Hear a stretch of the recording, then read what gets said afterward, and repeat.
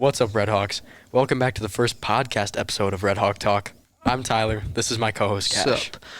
Our podcast will offer a blend of formal, more stylish segments with our anchors, me and Tyler. And for our other segments, we will have a more casual, traditional podcast format. It'll be a pretty cool, unique episode, a little bit different than the others. Let's start off with Tegan and Owen. Tegan and Owen are doing a 10-day film challenge recap. It's the challenge we recently just got done with. A lot of cool projects came out of it. Let's head to them. Good ideas.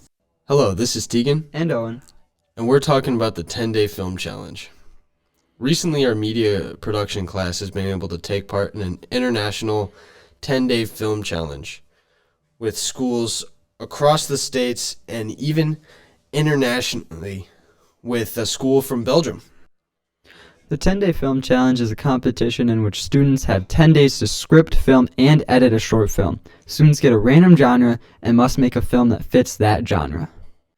There's certain requirements, though, like needs a certain backstory for a character, specific line, like this year's was, "Why do these things always happen to me?" A certain, film shot, like it needed this year to be an extreme long shot where it got both characters in the shot at the same time from a distance. And then there needed to be a specific item, which this year's needed to be a musical instrument. The media production crew and Mr. Hall have been competing in this challenge for years. Some of the earlier film projects are The Lost Society, Lockdown, and The Alex Effect. They're all still on Red Hawk Media's YouTube channel if you want to go check them out. The most recent one is The Message, produced by Tyler Fisher, Tyler Tyke, Owen Carter, Tegan Winke, Carson Cabellon, Cash Klug. Making The Message was fun, but it wasn't easy though. Taking all of our ideas and trying to kind of mesh it into one. We ended up doing it, but it did take a lot of arguing and kind of trying to sit there and figure out all the hard parts. Yeah, it was fun, but we did have a lot of conflict, especially early on with how to film, when to film, what were we doing, what shots were we doing. There's just the story overall. It was a lot of stress, but we eventually got it done. And overall, the whole process was a lot of fun. Getting to work with all my friends, that was amazing. And I definitely want to do it again in the future. The hardest part was just kind of trying to record, because sometimes the actors would mess up their lines or not stand where they're supposed to. Yeah, that was definitely a struggle going through this process, but we got it done in the end and submitted it. It was a ton of fun too. Oh yeah, So, a lot of fun. thanks for listening. Goodbye. Bye-bye. Thanks, Tegan and Owen. Now let's cut to Corbin. He's got next week's weather forecast set up for us. Hopefully it's going to get warmer. Corbin? Hey Redhawks, it's me, Corbin Costin, your weather anchor here. It looks like this week is going to be a great week to go outside and have a fantastic week. On Monday, it's going to be sunny with some wind. Tuesdays, looking like high 60s and some wind. Wednesdays, looks like it's going to be rainy in the morning, but should brighten up for the afternoon. On Thursday, there looks like some cloud cover in the 70s.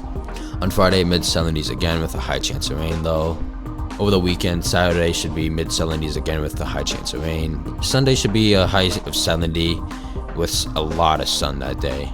Hope that you guys get out and enjoy this nice weather this weekend. I know for sure that I will get outside and enjoy the sun this week, because next week it looks like there's probably going to be a high chance of rain all week next week. So get out there and enjoy this nice weather before this rain comes. Thanks, Corbin. So for our next segment, we are going to go to Lane and Tyler Fisher to see which of the NBA teams that are currently in round 2 of the NBA playoffs they expect to win. Let's see which of the teams are favorites.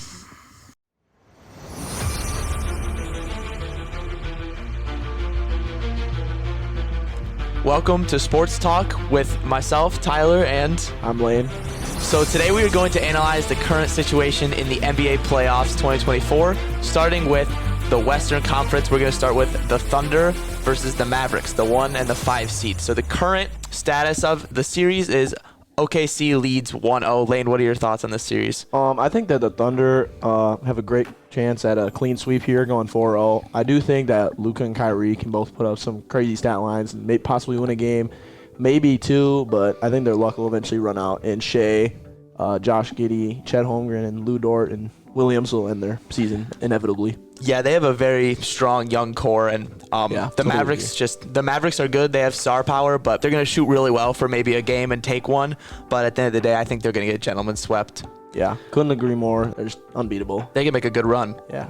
The next series in the Western Conference is the 3-seed Timberwolves and the 2-seed Nuggets. And the Nuggets just lost both of their home games and are now down 2-0 headed to Minnesota. What are your thoughts? Yeah, I think the Timberwolves, another 4-0 clean sweep here. The reigning champs, the Nuggets, they're having another stellar season, but Jamal Murray and Nikola Jokic, they couldn't put it together the first two games, and Ant Edwards, Cat, and Rudy Gobert just too tough to handle. Yeah, I think the Timberwolves might be my favorite for the championship here. They, the NBA playoffs is all about like getting hot at the right time, and they have the roster to get hot. Anthony Edwards, like outstanding young player, like he's just explosive, really good defense, really good offense. And the Nuggets, again, they might just be too slow for them too. But I think this is going to be a 6-game series. I think the Timberwolves are going to win it 4-2. Yeah, I agree.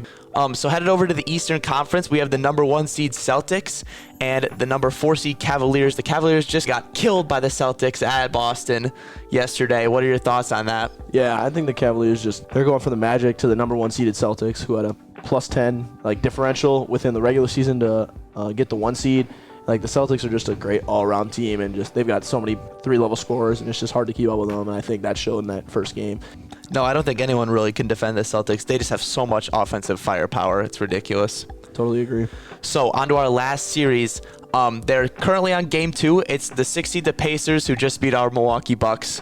And then the number 2 seed Knicks. New York just won their first home game against the Pacers. It was like an 8-point game. I think it was an 8-point game. Yeah, but they had the lead. They had control most of the game. So what are your thoughts on that series? Honestly, I don't think it's going to be much of a series here either. I think it could be a 6-game series just because the Pacers will have a home game that they'll win and maybe an away game that they'll take. But I don't think it's going anywhere here. Yeah, I agree. I think Jalen Brunson is just another player he's just hard to stop. And even if you do stop him, they got Julius Randle, and then they got Josh Hart and Miles McBride, and there's Isaiah Hartenstein. It's just who's gonna outlast the other one. I think the Knicks are just gonna take care of the Pacers the first 2 home games for sure. Maybe Indiana will take one at home just because of their home crowd advantage.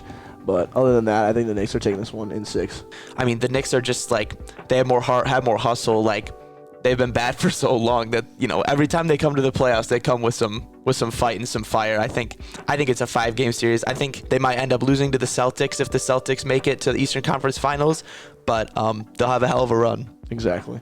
So, at the end of the day, who do you think is your finals favorite? This one's a tough one because honestly, my 3 that I've got in the final 3 that I'd choose from are the Thunder, the T-Wolves, and the Celtics. But ultimately, I think the Celtics are going to take this year's championship. Everyone's got their one guy that's their go-to guy to score the rock. And I think that Drew Holiday can shut down or contain Shea and Ant, and then no one on the Thunder or Timberwolves can contain Tatum or contain Jaylen Brown as good of a game he had last night against the Knicks. And I think the Celtics are just gonna bulldoze their way to the championship.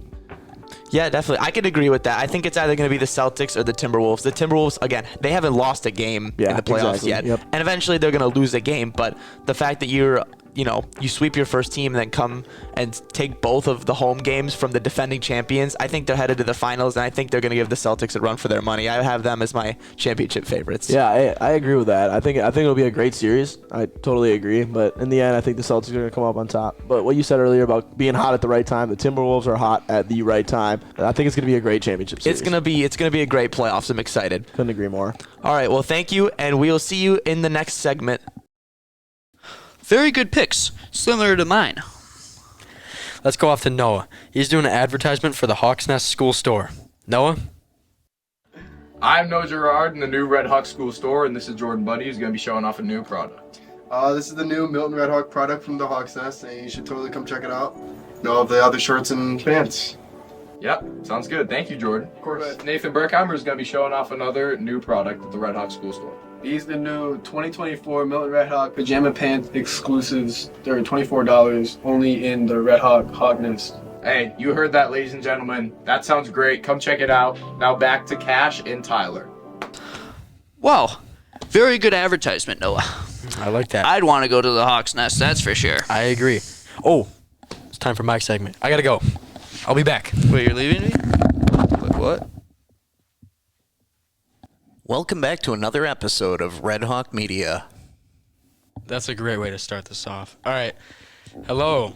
I'm Tyler. With me is Carson. Say hi. Hi, I'm Carson. We're doing a tier list on every single one of Mr. Hall's classes. You know, ever. there's so many great ones. It's kind of hard to put them into categories. But we're going to be putting them on a tier list. Carson's in charge of the computer. We have S, A, B, C, D, and then don't take at the very bottom. Yeah. Okay, so first up, we got Digital Media 1, right? The intro class to all of Hall's classes, pretty iconic. You have great projects like the Lego Batman one. Then you have absolutely awful ones, like the puzzles. Ooh, I never did that properly. The puzzles were just awful. Yeah. But for the Batman thing, I think I'm going to have to put it in S. Mm-hmm. I think that's fair. I think also because it's literally everyone has to take that Yeah, class you have to if take they the want to class take to do any other other classes. class. So you kind of have to like it. If Yeah. you don't, he might fail you. So Okay, next up we have Video Production 1. I don't know why that's the picture, but Video People don't know Production how to 1, use cameras. it's a lot of fun because it's different than like the digital media classes because you get to work behind camera more and in front of the camera. You get to do a lot more videos and editing and movie magic kind of things.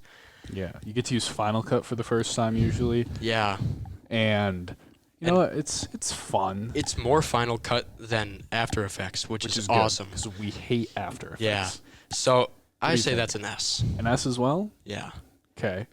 Now we have the class we're in right now, media production. What are our thoughts on media I'm just production? gonna. Yeah.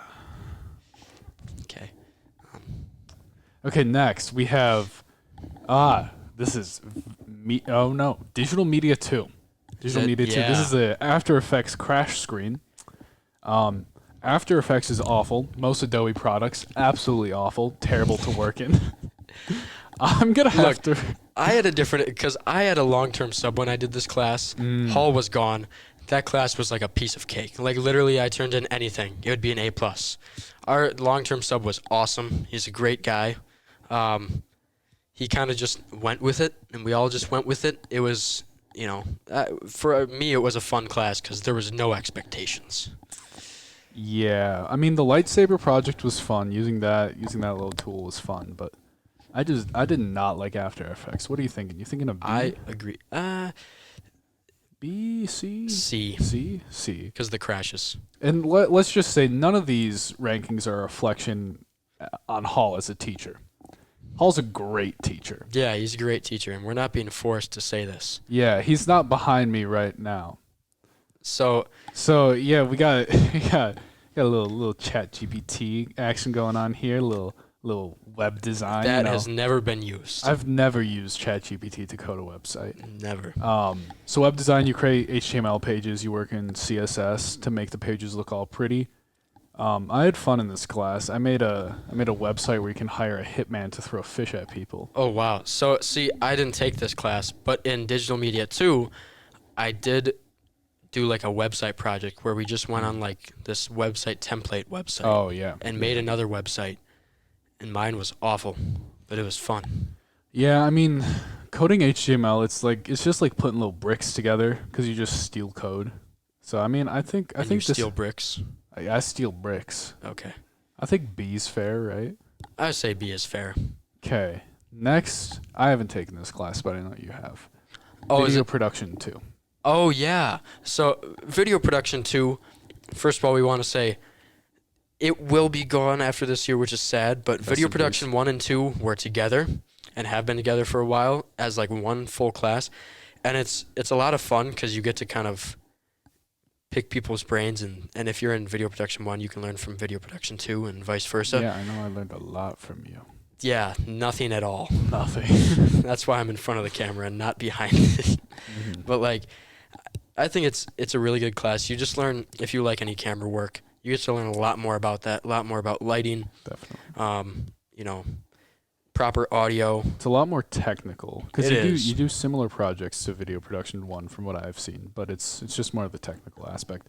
Hall did not like teaching this class though, because teaching Video Production 1 and 2 at the same time was a handful. It was a little hectic, but Yeah. it was especially it was, with some of the people in there. Don't look at me. I think it was pretty. I'd say that's like an A. A? All right. I'd say the only reason it's not an S is because there was no Batman project, True. and I was really looking True. to. However, I will say both of the video production classes very creative, and the explosion green screen effect made a valiant return in both of those classes. Ooh, you're right. I think for explosion green think screen you're right. has to be S. Yep. Last one, game design. I didn't take this one either. Once again, I did take this one, and it was an experience. All I'd heard going into it was that it was like Unity sucked. It was bad. Hall's teaching was good, but like there's some things complicated in the class that he said even he didn't understand. Like you kind of learn as you go.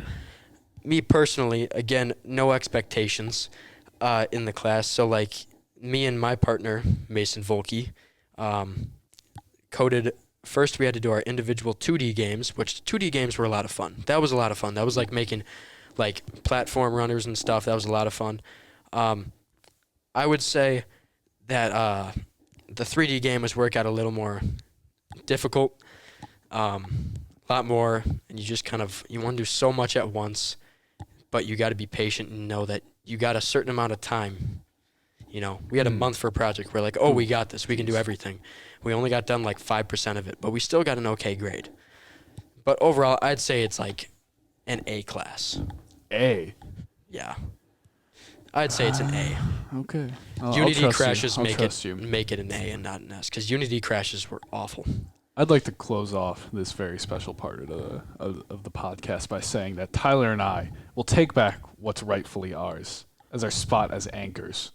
Well, anyways, with that being said, let's just cut back to the anchors. I'll be there. You will be there. You won't. Sadly. It's for the better. We'll be together again. No. Yeah. No. Please. Oh, you're back. Oh. Is that it for this episode? Oh, I got it. You gotta go? I saw The Fall Guy a couple of days ago, starring Ryan Gosling, directed by David Litch, and co-starred with Emily Blunt. And it was mid. It was meh. A big talking point around this film is that it's fun but forgettable. Although it was forgettable, it was not fun.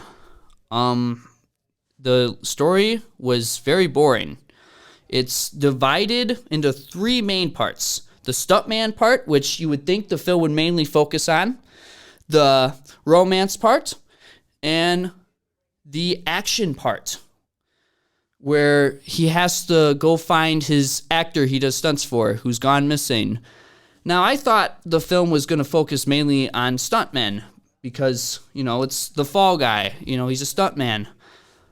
It's focused a little in the beginning. That's about it.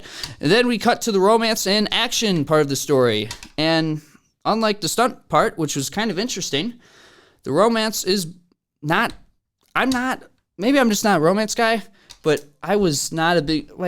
I'm not saying Emily Blunt and Ryan Gosling didn't have chemistry, but it wasn't well written enough for me to be invested. And the action, although there's impressive parts, you gotta give credit. Ryan Gosling, then it's shown even in the credits of him doing his own stunts, and that was kind of cool. But it wasn't focused on enough, and there wasn't time to breathe enough, and the stakes weren't established or interesting enough for me to really care. There's a twist villain in this. There's two twist villains, and it's very predictable. And that's a nitpick of mine, is why make a twist villain if we already know if it's so predictable who the villain is? Why not develop the villains? And I know, not every villain has to be perfect, but if that's the case, make the action more exciting. Get rid of the romance. The romance part was just boring. It was so cliche. I could predict everything that was going to happen with the romance. There was parts in this film where I was annoyed at scenes because they were just felt like giant time wasters. It just felt there were so many cliches and predictable plot points, and I was not having fun. It's okay to be predictable if your movie's fun or funny, this movie isn't funny. The comedy isn't great. It's not. I did not laugh at the film. I got some grins maybe. I like kind of the end part that they do with Jason Momoa, but that's about it. So, listen, I know people are going to be mad because everyone loves Ryan Gosling, and this is on Ryan. Ryan did, for what he got, he did good. But an actor does not make a movie good or great. The actor can only do so much. It relies on a whole team of people. Your writer, your director, your cinematography guy, it relies on a team of a lot of people. And the film was pretty mediocre. What's that? Wait, no, wait, no! You alright? Never upset Ryan Gosling fans. It's alright. Thanks for watching, guys. Be sure to like, comment, and subscribe. Anything else? Make sure to watch the next episode. If there is one.